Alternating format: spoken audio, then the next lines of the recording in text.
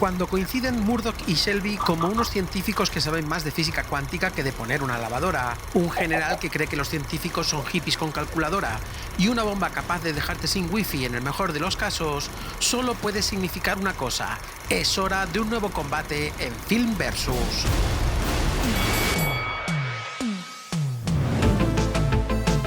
Hoy enfrentamos a dos cintas que suponen la parte más científica de la historia del cine. Por un lado tenemos a Creadores de Sombras, o el Proyecto Manhattan, como se la conoció en LATAM, de 1989, de Roland Joffé. El visionario detrás de la misión y los gritos del silencio nos traslada a los años 40 con la elegancia de un traje de lana y el olor a whisky caro.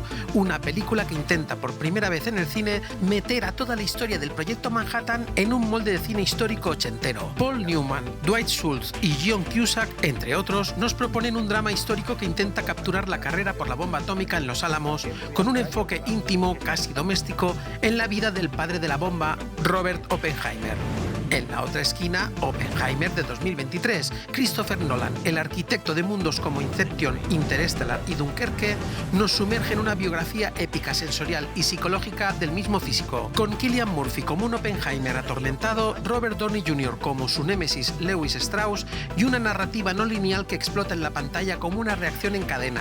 Nolan convierte una biografía en una montaña rusa de 3 horas. Saltos temporales, blanco y negro, juicios, traiciones, físicos con más traumas que una telenovela turca y, como no, la explosión Trinity que nos dejó a todos sin aire y sin sonido. ¿Podrán Newman y Joffé con Murphy y Nolan? Spoiler, Murdoch se vuelve con el equipo A. Así que ponte tus gafas de soldador, escribe algunos garabatos en la pizarra y reza para que tu comité de seguridad no te acuse de comunista, porque hoy enfrentamos a Creadores de Sombras contra Oppenheimer. 3, 2, 1.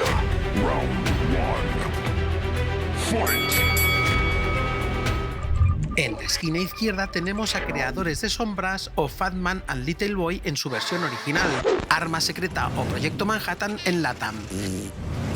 Escrita por Bruce Robinson. ¡Hola! Y dirigida por Roland Joffé. ¡Hola!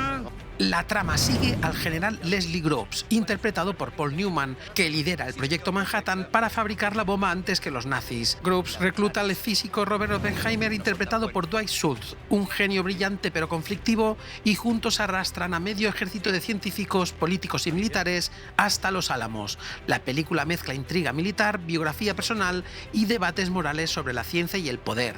Sus mejores golpes son un enfoque didáctico, más académico que épico, que explica bien el proceso histórico, con un enfoque humano y emotivo centrado en Oppenheimer, alejado del mito y acercado al hombre. Un guión sólido, aunque poco arriesgado, pero sí un intento valiente, para su época, de mostrar las consecuencias éticas de la creación de la bomba. Y un contraste entre Groves y Oppenheimer que da para momentos de humor y tensión. Nos encontramos ante una cinta que quiere ser un drama íntimo sobre la responsabilidad del genio, pero que a veces se pierden subtramas sentimentales y diálogos que no alcanzan la profundidad necesaria. En la esquina derecha tenemos a Oppenheimer, escrita y dirigida por el propio Nolan. ¡Hola! Aquí no hay medias tintas. Nolan adapta el libro American Prometheus y convierte un biopic en un puzzle narrativo con varias líneas temporales, entrevistas, conspiraciones políticas y dilemas morales más densos que un agujero negro. La historia nos sumerge en la mente de Oppenheimer a través de 3 líneas temporales entrelazadas: su ascenso como físico, el desarrollo y detonación de la bomba y su humillante audiencia de seguridad años después. Es un viaje por la ambición, la culpa, la política y la paranoia. Nolan nos detona la historia fragmento a fragmento hasta que el espectador entiende el peso aplastante de haber cambiado el mundo para siempre. Sus mejores golpes son una narrativa no lineal, fragmentada pero hipnótica, que mantiene la tensión durante 3 horas y que imita la estructura del pensamiento y la memoria, creando una tensión increscendo. Un enfoque en la psicología del personaje, su arrogancia, su inseguridad, su genio y su tormento, con alto contraste entre la épica del logro científico y la tragedia personal de Oppenheimer. Y un clímax emocional que no es solo la bomba Trinity, sino el juicio político que destruye a su protagonista. Now, Nos encontramos ante una cinta que no solo cuenta la historia de la bomba, sino que te hace sentir su peso moral, su belleza destructiva y su legado eterno. Ambas parecen contar diferentes versiones de un mismo acontecimiento histórico, pero no es así. Creadores de Sombras intenta explicarnos cómo fue el Proyecto Manhattan de manera ortodoxa, una dramatización de un evento histórico, una propuesta que, aunque interesante, no va más allá de lo trascendental del evento, con una consecución cronológica más o menos fiel y una narrativa plana pero efectiva, constituyendo una especie de documental ficcionado. Oppenheimer, sin embargo, va mucho más allá. No solo aborda el dilema de la bomba atómica, sino que nos fragmenta los recuerdos y situaciones de Oppenheimer para entender el dilema del padre de la bomba atómica. Nolan utiliza recursos narrativos y visuales para transmitir esta fragmentación interna. La estructura no lineal de la película refleja la psique de Oppenheimer, que está constantemente atravesada por recuerdos de la prueba Trinity y visiones de la destrucción en Hiroshima y Nagasaki. Además, adquiere un antagonista, o más bien un villano, con Strauss como contrapunto directo a Oppenheimer. Los jueces deciden, por complejidad, profundidad y valentía narrativa, que este asalto va para Oppenheimer. Pero de nada sirve un buen guión si los actores no hacen estallar la pantalla. ¿Quién tiene el casting más radioactivo? ¿Paul Newman y compañía? ¡Hola! ¿O Cillian Murphy y medio Hollywood? ¡Hola! Están aquí para estrujar lo que Dios les ha concedido en la propuesta básica de una cosa. Un arma militar, un arma nuclear, una bomba atómica. Round 2. Fight! Creadores de Sombras lanza al ring a un gigante. Paul Newman, su General Group's, es autoritario, carismático y roba cada escena incluso cuando no sale en pantalla. Su interpretación no es solo creíble, es que lo percibes como si realmente fuera un general al que le han encargado la tarea de diseñar la bomba atómica con una presión tan alta como la necesaria para activarla. Newman se configura como un militar inteligente pero contundente, un director de orquesta al que no le gustan sus músicos pero sabe que son los mejores, y cuando sean capaces de crear la partitura encomendada y una vez impresa, los echará a los perros. Y la verdad es que te lo crees, golpes marciales a la vista. El siguiente en atacar es Dwight Schultz, y aunque el peso de ser Murdoch del equipo A le pasa factura, sorprende como Oppenheimer, no veo que lo haga mal. Su interpretación es contenida, sí, pero coherente. Aún así, como ya he comentado antes, creo que su personaje del capitán loco piloto de helicópteros del equipo A está tan tatuado en su piel de actor que nos es imposible creer que sea capaz de liderar uno de los mayores proyectos científicos más locos de la historia. No sé si has pillado el chiste. Uno de los mayores proyectos científicos más locos de la historia. Locos, Murdoch. What are you talking about? ¿Lo pillas? Golpes suficientes para dar en el blanco. John Cusack junto con Laura Dern serían los siguientes en golpear, no por importancia de rol, sino por tiempo en pantalla, ya que sus personajes aportan el drama romántico y dramático necesario en toda producción de Hollywood. Dern es una enfermera asignada a Los Álamos, cuyo interés romántico es Michael Merriman, el papel del científico que asume Cusack. Aunque Merriman es un personaje ficticio, se basa en el científico real Louis Slotin, y del que supongo que se añadió a la trama para dramatizar un evento trágico real como coste de sacrificio. La cinta nos traslada, de manera bastante fidedigna, su trágico accidente verídico en el laboratorio, y del que solo podemos criticar que el accidente se produjo después de las detonaciones de Japón, cuando en la película se nos propone mucho antes. Aún así, con este desajuste temporal, Cusack y Dern golpean juntos. El resto del elenco, como Bonnie Bedelia como Kitty Oppenheimer, John C. McNeely como el capitán médico Richard Schoenfield o Fred Dalton Thompson como el general Hayden, no les da tiempo a intervenir, aunque tienen fuerzas para golpear. El reparto de Oppenheimer se recupera sin problemas de los golpes y entra al contraataque de inmediato con un ejército de intérpretes. Cillian Murphy como Robert Oppenheimer se construye sobre la base de una transformación física y psicológica total. Murphy interpreta a un Oppenheimer que aúna genio, inseguridad, arrogancia y un terror visceral a las consecuencias de su obra. Es el arquetipo del héroe trágico moderno. Su motivación no es el poder, sino la curiosidad intelectual, y su castigo es cargar con el conocimiento de lo que ha desatado. Un Prometeo contemporáneo de todas, ganador del Oscar de la Academia, de los BAFTA, Globo de Oro y del Sindicato de Actores como mejor actor. Golpes rápidos, precisos y premiados. Continúa el contraataque con Robert Downey Jr. como Lewis Strauss. Downey Jr. interpreta al político y enemigo de Oppenheimer con una maestría glacial. Su personaje es la encarnación de la venganza burocrática, la envidia y el poder institucional. Su arco, que se revela lentamente a través de la audiencia de seguridad, es una de las joyas del guión. Downey concibe su rol de villano encubierto, el peor de los villanos, un villano que se esconde entre falsas verdades, creando un escenario y narrativa lleno de envidia, rencor y venganza. Ganador del Oscar de la Academia, de los BAFTA, Globo de Oro y del Sindicato de Actores como mejor actor de reparto. Golpes que impactan con furia calculada y premiados también.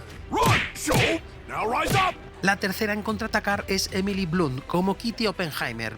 Blunt convierte a Kitty en una fuerza de la naturaleza, inteligente, volátil, leal y devastadora. Lejos del estereotipo, su Kitty es la roca y la tormenta de Oppenheimer, una mujer que entiende el peso de su mundo y lo enfrenta con uñas y dientes. Escenas poderosas como el desprecio a Teller o su defensa feroz de Oppenheimer en la audiencia hacen de Blunt una tormenta indomable. Nominada al Oscar de la Academia, a los BAFTA, al Globo de Oro y del Sindicato de Actores como actriz de reparto, golpes furiosos y premiados también. Porque sí, que te nominen a tantos premios es ya un reconocimiento sólido como para considerarlo un premio. El árbitro, al ver tal paliza, para el combate y no deja subir a los demás combatientes. Matt Damon como Leslie Groves y Florence Pugh como Jen Tacklock, me voy a hacer daño con los nombres al final, completan un elenco de ensueño donde hasta el más pequeño papel, Benny Safdie como Edward Teller, Josh Hartnett como Ernest Lawrence o Kenneth Branagh como Niels Bohr deja una marca imborrable. Nolan abrió el catálogo de actores de Hollywood y dijo: me los llevo todos. Ambas cintas olvidan el papel de la científica Lisa Meitner y esto es muy grave. La física responsable de la fisión nuclear, la madre de la bomba atómica y al mismo tiempo la única científica que no quiso colaborar en el proyecto Manhattan. Entiendo que en 1989 no se diera el caso de aprovechar esta reivindicación, pero en 2023 es injustificable. Sin su interpretación teórica de los experimentos de Hahn y Strassmann en 1938 no habría habido bomba atómica. Ella y su sobrino Otto Frisch fueron los primeros en calcular la enorme liberación de energía en la fisión y en acuñar el término fisión nuclear. Esto es un despropósito, grita Paul Newman, que se queja de que esto roza la ilegalidad, no por la injusticia de no reconocer a Meitner como la madre de la bomba atómica, sino porque solo Newman y Schultz pueden llegar a defenderse con un mínimo de fuerza en Creadores de Sombras. El reparto de Creadores de Sombras brilla por el esfuerzo de Newman por sostener un guión que no le da suficiente material. Es un reparto de grandes nombres, pero sin química ni dirección clara. Los personajes son como vagones que siguen una vía correcta, eficiente, pero sin sorpresas. Oppenheimer, sin embargo, se consolida por esa fórmula de personajes complejos, actuaciones monumentales y conflictos perfectamente orquestados. El reparto de Oppenheimer se configura como un oponente imparable, asalto para Oppenheimer por cantidad y calidad. Pero hasta los mejores actores necesitan música para acompañar sus explosiones internas. ¿Quién suena más fuerte? ¿Ennio Morricone? ¡Hola! ¿O Ludwig Göransson? ¡Hola!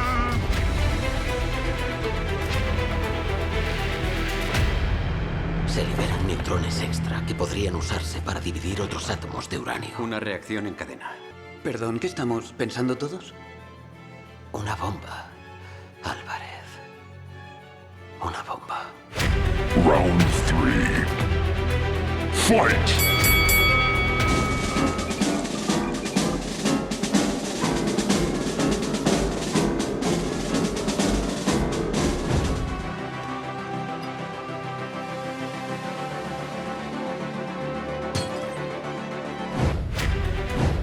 Ennio Morricone entra al ring con su batuta, una mirada serena y la promesa de grandeza. Su partitura en Creadores de Sombras es una mezcla de cuerdas melancólicas y marcha militar.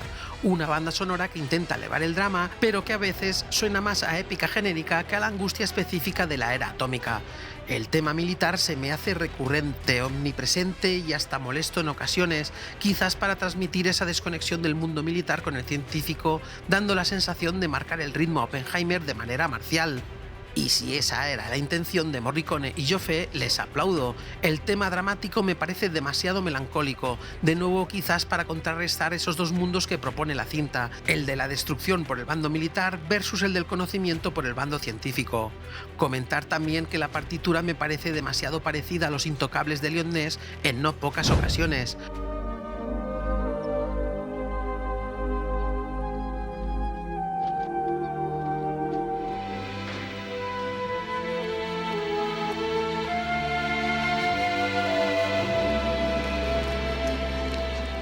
Morricone cumple, pero no innova. Golpes rítmicos y solemnes. Los efectos sonoros son introducidos de manera justa y debido a la naturaleza del género. Pasos en la arena, murmullos en el laboratorio, el viento en el desierto, nada que destaque, nada que falte. Se aceptan como correctos, golpes que se añaden al ataque. Ludwig Göransson se recupera de los ataques escupiendo a la lona y maldiciendo en sueco. Nolan saca su reserva cuando no dispone de Hans Zimmer, pero qué reserva. Para muchos es el nuevo maestro de ceremonias de cine de tensión. Göransson, junto a Nolan, construyó una partitura que define sonoramente todo el film. El violín solista representa la mente de Oppenheimer, inquieta, brillante, al borde del colapso. Los bajos profundos y los silencios abruptos representan la amenaza.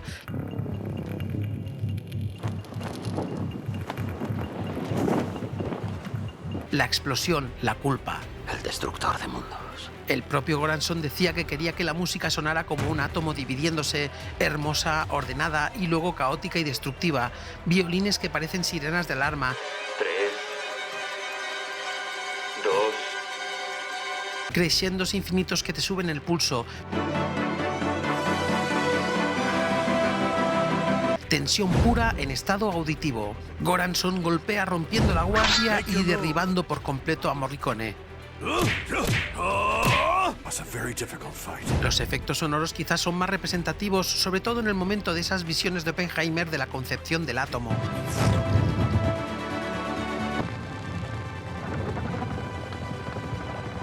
Pero lo que más destaca justamente es la ausencia de ellos en el momento más crucial de la película, en la prueba Trinity. El silencio absoluto seguido del rugido de la explosión es una de las experiencias sonoras más poderosas del cine moderno. El silbido del viento antes de la explosión, el rugido atómico que no es fuego, sino pura energía desatada. Todo un universo sensorial, golpes contundentes. Ambas bandas sonoras tienen su mérito. Creadores de Sombras configura una banda sonora correcta, digna de Morricone, pero que no llega a demostrar de lo que es capaz. Oppenheimer te lleva de la mano al borde del abismo, a la mente de un genio y al epicentro de la historia. Este asalto va para Oppenheimer por una fusión sensorial que aúna silencio, música y efectos sonoros de una manera más contundente. Pero claro, hasta la mejor banda sonora puede quedarse en un experimento fallido si la atmósfera no irradia. ¿Quién domina el arte de la era atómica? En el siguiente asalto disiparemos las dudas.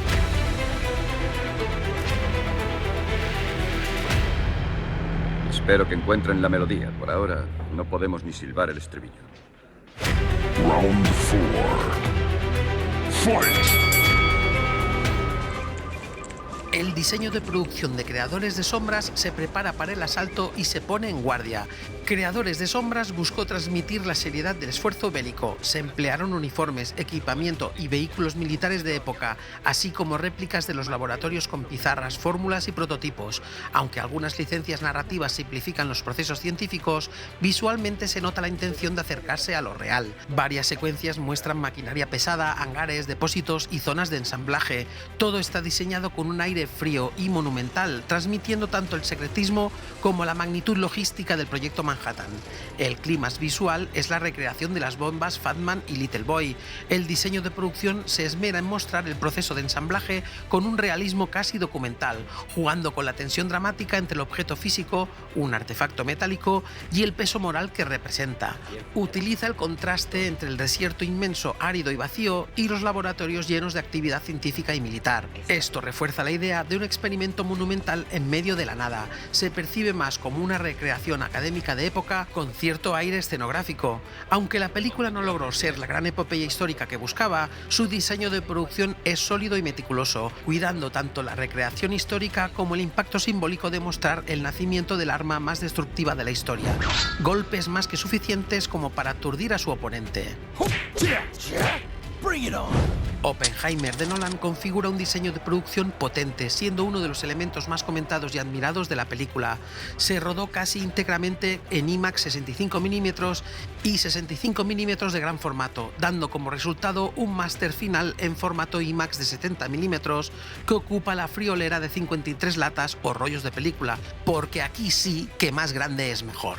La decisión de Nolan le otorga una imagen de altísima resolución y profundidad. También se utilizaron cámaras IMAX modificadas para permitir filmar en blanco y negro, algo nunca hecho antes a ese nivel. No lo de blanco y negro, sino filmar en 70 milímetros en blanco y negro con unas cámaras... Bueno, ya me entiendes. No. Kodak creó un nuevo negativo en blanco y negro específicamente para el proyecto. El resultado es una combinación de escenas en color y blanco y negro que no se usan como filtro estético, sino como diferenciador narrativo. El color para la subjetividad de Oppenheimer y el blanco y negro para los momentos objetivos de juicios e investigaciones. La diseñadora de producción, Ruth de Jong, levantó un Los Álamos real en el desierto de Nuevo México, en tamaño casi completo. Nolan quería recrear Los Álamos filmando los exteriores en Ghost Ranch y los interiores en el verdadero Los Álamos, donde incluso Cillian Murphy y Emily Blunt rodaron en la antigua casa de los Oppenheimer. Nolan buscaba autenticidad y un estilo artesanal, evitando el uso excesivo de CGI. Esa filosofía se refleja en toda la película, especialmente en los efectos prácticos, desde las ondas en el agua hasta la recreación de la explosión atómica. La fotografía de Hoyt van Hoytema... ¡Hola! Hoy me voy a hacer daño con los nombres, ya lo vais a ver. Está muy medida, con iluminación naturalista y sutil, muy distinta a la grandilocuencia visual de otros blockbusters, otorgándole una personalidad propia y única. El color no es saturado, sino contenido, casi apagado, reforzando la seriedad de la historia. El blanco y negro se percibe nítido, con mucho contraste, evocando fotografía analógica clásica, y es debido a esa obsesión por Nolan de filmar en ese formato que Kodak fabricó para él. En conjunto, la fotografía genera una sensación de inmensidad y cercanía a la vez, desde planos abiertos de los desiertos de Nuevo México hasta primeros planos asfixiantes de Cillian Murphy. Si entramos en el campo de los efectos especiales, tenemos más golpes fuertes. Para representar la física cuántica, las visiones internas de Oppenheimer o la detonación de la bomba, Nolan y Hoytema recurrieron a efectos prácticos filmados con técnicas experimentales: líquidos, reacciones químicas, chispas eléctricas, fuego, partículas, filmados en un macro con luz extrema y luego integrados. No se usó CGI para la explosión de la prueba Trinity, se logró mediante efectos prácticos capturados con cámaras IMAX a gran escala. El diseño de producción está al servicio del thriller psicológico. Todo es más inmersivo, desde las salas de conferencias hasta los pasillos del Congreso. Se nota la intención de que el espectador sienta la magnitud de las decisiones y la presión en cada espacio. En definitiva, el diseño de producción de Oppenheimer mezcla innovación técnica, minimalismo visual y un enfoque profundamente narrativo, combinando lo monumental con lo íntimo. Golpes que no solo rompen la guardia, sino que derriban y noquean a creadores de sombras. Asalto para Oppenheimer por una calidad artística que rompe esquemas. Pero claro, sin un buen director detrás, todo esto se queda en nada. ¿Quién manda mejor? ¿Joffé con el clasicismo? ¡Hola! ¿O Nolan con la obsesión? ¡Hola! No me contrató a pesar de tener un pasado de izquierdas, me contrató porque lo tenía. Y así poder controlarme. Round 5. Fight! Roland Joffé y Christopher Nolan se aproximan al ring con aire informal pero con tensión. Ambos directores se preparan, pero solo uno sabe quién es el maestro. Roland Joffé se precipita hacia el primer ataque. Joffé aborda el proyecto Manhattan no como un thriller de ciencia ficción ni como una epopeya bélica, sino como un drama moral. Se nota su interés en el debate ético sobre la creación de la bomba atómica más que en el espectáculo. Un tratamiento visual fiel a su estilo, donde hay un gran cuidado por la fotografía, con imágenes que contrastan la aridez del desierto de Nuevo México con la frialdad de los laboratorios. Esa estética refuerza la tensión entre naturaleza y ciencia, vida y destrucción. La dirección de actores de Joffé potencia el enfrentamiento entre Paul Newman y Dwight Schultz. Aunque la película recibió críticas dispares, lo más sólido suele considerarse ese choque de personalidades que Joffé maneja con cierta contención para que el debate moral prevalezca sobre la acción. El tono casi teatral en los diálogos, muy de su estilo, donde a veces sacrifica el ritmo narrativo en favor de largas conversaciones filosóficas y éticas, lo que da peso pero también le resta dinamismo a los ojos de muchos espectadores. Joffé dirige con eficiencia y robustez, pero se despista en ocasiones. Aún así, sustenta la cinta de manera segura. La dirección de Joffé en Creadores de Sombras es seria, elegante y visualmente cuidada, pero también excesivamente solemne, más interesada en provocar una reflexión moral que en construir una narrativa vibrante. Pero aún así, asesta golpes suficientes como para molestar a Nolan. Nolan, enfadado, se prepara para el contraataque y no tarda mucho en contestar. Nolan mete al espectador en la mente de Oppenheimer. La dirección busca transmitir cómo él vivió los hechos, más que mostrar la historia desde fuera. Rompe la narración lineal y organiza la película en diferentes marcos temporales y perspectivas, en color y en blanco y negro, lo que refuerza la idea de memoria, juicio y percepción.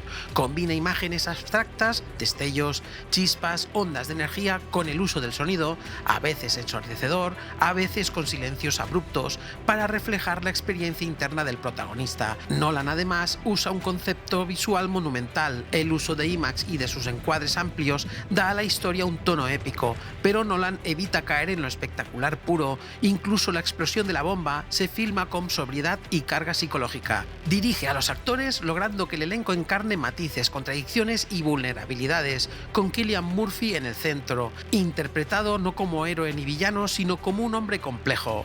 Nolan no dicta una lección, sino que construye un retrato en el que ciencia, política, ego y culpa se mezclan. Su dirección guía al espectador a evitar ese dilema en lugar de resolverlo. Nolan consigue encadenar golpes profundos. Got you. Do not hesitate. Ambos directores abordan el dilema a su modo, uno de manera clásica, el otro con entusiasmo artístico y narrativo.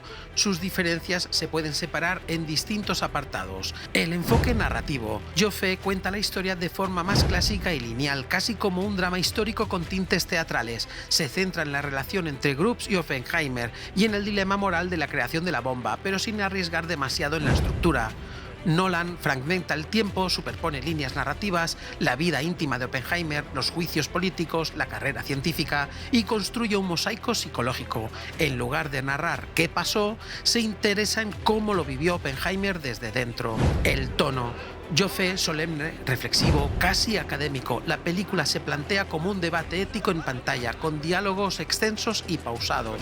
Nolan, intenso, sensorial y subjetivo, la película busca que el espectador sienta lo que Oppenheimer sentía: el vértigo, la duda, la paranoia. La dirección de actores. Joffé prioriza el duelo interpretativo, sobre todo entre Paul Newman y Dwight Schultz. Los personajes son símbolos de posturas éticas y políticas más que individuos de carne y hueso. Nolan, sin embargo, busca una interpretación más matiza y humana. Cillian Murphy no es solo el genio trágico, sino alguien lleno de contradicciones.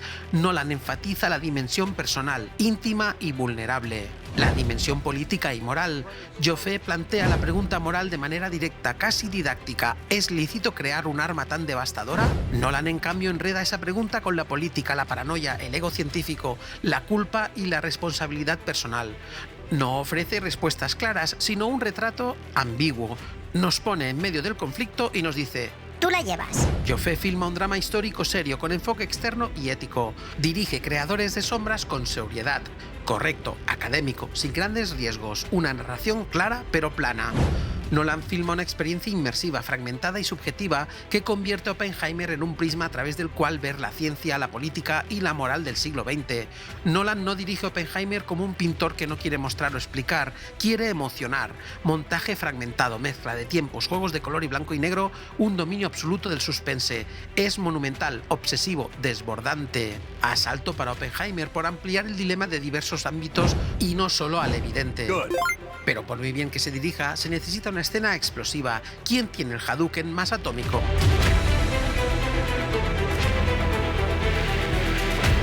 Corre el rumor de que podríamos tener que agradecerle haber bajado a esos monos amarillos de los árboles. Nos gustaría muchísimo no tener que ir al Japón. Mis muchachos estarán agradecidos. Me encanta estrechar su mano. Y gracias. Round 6. Fight! Me he estado debatiendo entre dos escenas Hadouken en Creadores de sombras. La primera sería la evidente, la prueba Trinity, el clímax de la película y el momento en el que el espectador quiere saber hasta qué punto la humanidad es capaz de hacer locuras. Es una escena impresionante, pero dramáticamente se percibe como el colofón final de todo. Se ha concluido el destino de la humanidad. Sin embargo, creo que la segunda escena me convence más, y es ese episodio donde Michael, ya sabéis, el científico distópico, el cual comete la imprudencia de manipular dos medias esferas de berilio, con un núcleo de plutonio en el interior, con un destornillador. Michael, en medio del experimento, se despista por un segundo y el hemisferio superior de berilio cierra la esfera provocando una reacción crítica. El acto de tocar la semiesfera para separarla del núcleo provoca, por un lado, el cese de la reacción, salvando la vida de los integrantes del experimento, pero también la condena de Michael por esa exposición breve pero letal.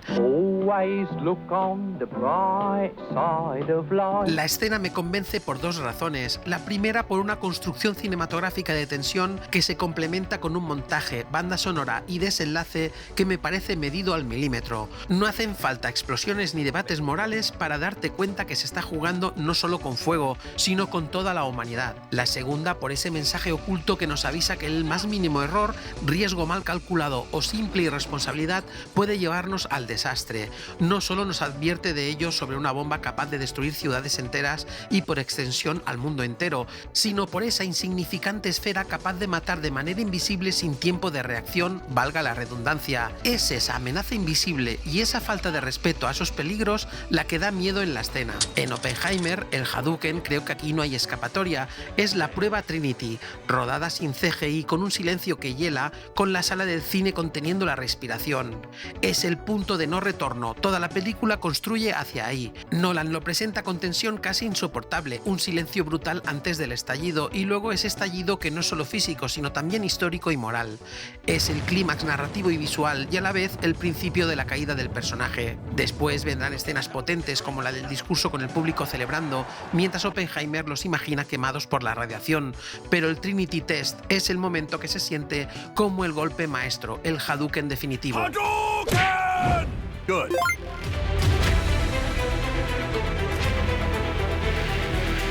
Me está diciendo que hay una probabilidad de que al pulsar ese botón destruyamos el mundo. Una posibilidad muy remota. ¿Cómo de remota? La probabilidad es casi nula. Casi nula. ¿Qué quieres si solo tenemos la teoría? Nula. Estaría mejor.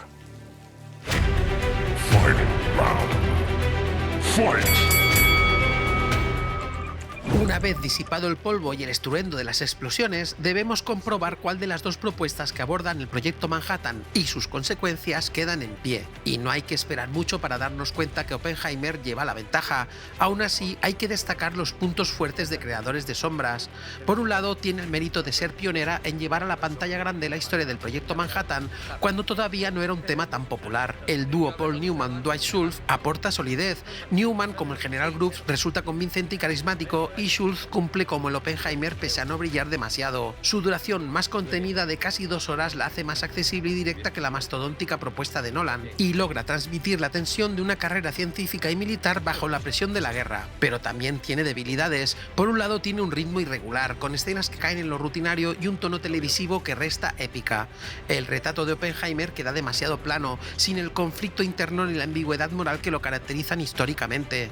Visualmente carece del impacto y la fuerza cinematográfica que se espera de un tema de esta magnitud, y además hoy se percibe más como una curiosidad histórica que como un referente del género. Nolan, por su parte, logra un retrato complejo, oscuro y magnético de Robert Oppenheimer, explorando tanto su genio como sus contradicciones. La actuación de Cillian Murphy es monumental y el reparto de apoyo, Downey Jr., Blunt, Damon, refuerza el conjunto.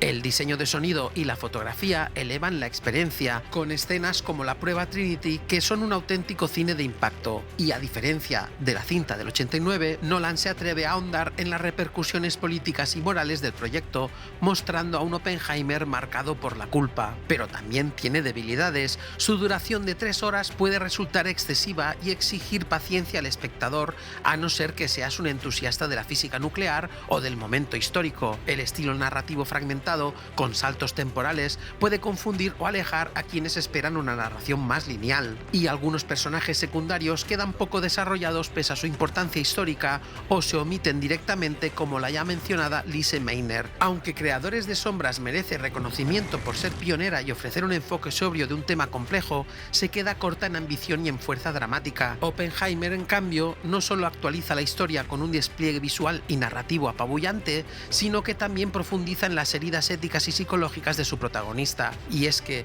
quizás se note demasiado mi amor por Nolan, pero en esta Oppenheimer da la casualidad que se unen varios parámetros que siempre me han interesado. Obviando que todo lo que hace Nolan me parece excelente, la física es una de mis, no diré pasiones, pero sí una de las partes más interesantes dentro de la ciencia. Y si encima me propones el momento real en la historia donde la ciencia cambió el mundo con la era atómica, otro de mis temas que me apasionan por crecer en la época de la Guerra Fría, pues ya me tienes enganchado. Por decisión unánime de la crítica y del espectáculo cinematográfico, el ganador es Oppenheimer de Christopher Nolan.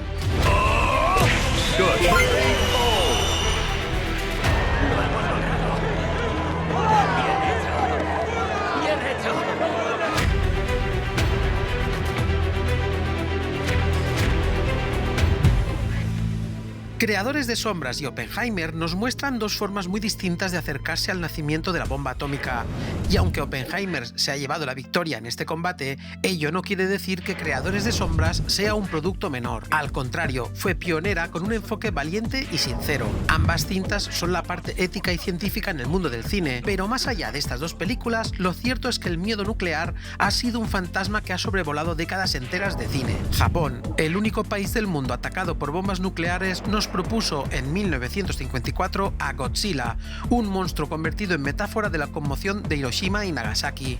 El Godzilla original no era un simple entretenimiento con un bicho gigante destruyendo maquetas, era una metáfora del trauma nuclear japonés. La criatura nacida de la radiación encarna el miedo colectivo tras Hiroshima y Nagasaki, el inicio de una expresión artística en el cine que no ha cesado a día de hoy. En 1959 el cine hace una reflexión importante. Hiroshima Mon Amour es una obra clave del cine de posguerra que entrelaza una historia de amor efímero entre una actriz francesa y un arquitecto japonés con una profunda reflexión sobre la memoria traumática. Ambientada en Hiroshima en 1957, 12 años después del bombardeo atómico, la película rechaza la narrativa lineal y usa una estructura fragmentada. ¿Dónde he visto esto yo antes? Flashbacks asociativos, ¿os suena? Y diálogos repetitivos para representar cómo el trauma irrumpe en el presente. Como se suele decir, está todo inventado. La película evita mostrar la explosión atómica, censurada en su época, y en su lugar usa imágenes de archivo y texturas corporales donde la ciudad y el cuerpo se funden. Así, Hiroshima Mon Amour no solo retrata el amor, sino cómo el arte puede dar forma a lo indecible, convirtiendo la memoria en un acto ético y afectivo. Avanzamos 5 años y Stanley Kubrick nos enseñó a reírnos y a temblar con Doctor Strangelove. Teléfono rojo, volamos hacia Moscú en España, proponiendo una burla inmortal sobre la locura de la Guerra Fría. Kubrick decidió que la mejor forma de hablar del apocalipsis nuclear era a través de la sátira. Aquí tenemos generales incompetentes, políticos paranoicos y un científico con un brazo rebelde que saluda al estilo nazi en los peores momentos. Es una sátira mordaz que expone el absurdo y el peligro de la lógica nuclear durante la Guerra Fría. A través de la actuación unilateral de un general paranoico que desencadena un ataque atómico, la película muestra cómo el miedo nuclear se ha convertido en una doctrina irracional sostenida por burocracias frágiles, decisiones humanas erráticas y sistemas automáticos sin control. Kubrick critica la idea de que la paz pueda basarse en la amenaza mutua de destrucción total, revelando que, bajo la apariencia de racionalidad estratégica, subyace una locura institucionalizada. La película no solo refleja el terror atómico de su tiempo, sino que advierte que confiar en mecanismos diseñados para controlar el apocalipsis es, en sí mismo, una forma de locura. Una de las mejores comedias negras de la historia, aunque si lo piensas, da más miedo que risa. El mismo año también se estrenó File Safe o Punto Límite en España, donde prácticamente se trata el mismo tema pero de manera más seria. Avanzamos a los 80 y en un mismo año se estrenan en la televisión estadounidense El Día Después y Testamento Final en el cine. Testamento, que es su título original, es un drama intimista y desgarrador que retrata los efectos humanos de una guerra nuclear, no desde los centros de poder, sino desde la vida cotidiana de una familia estadounidense en un pequeño pueblo de California. Tras un ataque atómico que destruye las grandes ciudades, la protagonista intenta mantener unida a su familia mientras la sociedad colapsa lentamente. Escasean la electricidad, el agua, la comida y la medicina, y la radiación va cobrando vidas una a una. A diferencia de otras películas de la época que enfatizan enfatizaban lo espectacular del apocalipsis, Testamento se centra en el duelo, la pérdida progresiva y la resistencia moral en medio del caos. No hay explosiones grandiosas ni villanos claros, el enemigo es la ausencia de futuro, de esperanza y de justicia. La película critica implícitamente la política nuclear de la Guerra Fría al mostrar que, incluso en zonas seguras, las consecuencias de un conflicto atómico son inevitables y devastadoras para la vida civil. Con un tono sobrio, realista y profundamente humano, Testamento convierte el miedo nuclear en una experiencia íntima y colectiva a la vez, recordando que detrás de las estrategias militares hay personas cuyas vidas pueden desvanecerse sin ruido, sin gloria, solo con silencio y dolor. Es una advertencia emotiva sobre los verdaderos costos de la guerra atómica, no solo la destrucción inmediata, sino la lenta agonía de un mundo que ya no puede sostener la vida tal como la conocía. Y por si lo de ir al cine no iba contigo, no te preocupes, porque la televisión llevó el pánico directamente al salón de casa en Estados Unidos con El día después. Esta TV movie de Nicholas Meyer mostró a la audiencia estadounidense los efectos de una guerra nuclear en suelo propio. Se emitió en horario prime time y dejó al país entero en shock. Millones de personas la vieron y hasta Ronald Reagan confesó que le afectó profundamente. Una certificación demostrada de que el cine puede cambiar el mundo. Un ejemplo de cómo la ficción puede sacudir la política real y la responsable absoluta de mi fascinación y miedo al mundo nuclear. Mi primera toma de contacto con el cine de catástrofes más realista y probable que he visto jamás. Ni meteoritos, ni calendarios mayas, ni núcleos de tierra apagándose. Este es, bajo mi punto de vista, la película más aterradora del género de catástrofes. No solo por las consecuencias, sino por una propuesta que no es ciencia ficción, es una amenaza real y no hay héroes de acción capaces de afrontar el reto. Bueno, quizás Chuck Norris tendría alguna opción. ¡Hola! Si alguna vez escuchaste la frase "la televisión británica traumatizó a toda una generación", no solo se debía a las series de ciencia ficción y terror, sino también por Threads, en su traducción, trama. Un año después que se traumatizara a medio Estados Unidos en las salas de cine y el otro medio por la televisión, los británicos dijeron: pues nosotros también. La BBC mostró con crudeza lo que pasaría tras un ataque nuclear en Inglaterra. Nada de héroes, nada de milagros, solo devastación, hambre y radiación. Su propuesta al estilo documental es tan directo que por momentos puedes creer que está pasando de verdad. No hay música en todo el film que enfatice nada, porque no hace falta enfatizar nada en las casi 2 horas que dura la cinta. Si no eres capaz de comprender su mensaje, no tienes alma. Con eso te puedes hacer una idea de su sacudida emocional. Por cierto, es en esta trama donde veo, no diré similitudes, pero sí influencias de la Oppenheimer de Nolan, con cambios a blanco y negro y sobre todo por los silencios antes de las detonaciones a modo de suspense psicológico. Impactó tanto que aún hoy se estudia en universidades como ejemplo de cine catastrofista realista. Tanto El día después como trama dejaron huellas imborrables, mostrando sin filtros lo que significaría un ataque nuclear real. Pasamos a la animación, pero que nadie se confunda, esto no es para niños. 2 años después de trama, los británicos se vinieron arriba y se estrena Cuando el viento sopla, una animación que, con apariencia tierna, acaba siendo devastadora.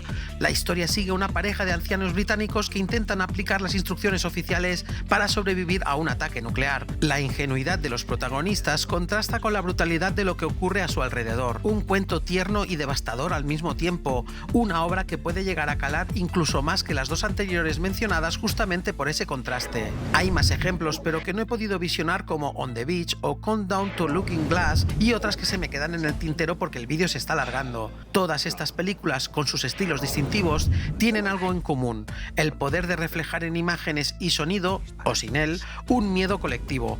El miedo que el ingenio humano, llevado al extremo, se convierta en su propia condena. Y si algo nos dejan claro es que la era atómica no solo cambió la política y la ciencia, también transformó el cine, convirtiéndolo en un espejo de nuestras ansiedades más profundas. Hoy tampoco os voy a pedir que os suscribáis ni le deis a me gusta, porque mi perra lleva puestas unas gafas de soldador, está manipulando plutonio con un destornillador y lo peor es que tiene un contrato secreto con el gobierno que le asegura croquetas mientras dure el proyecto.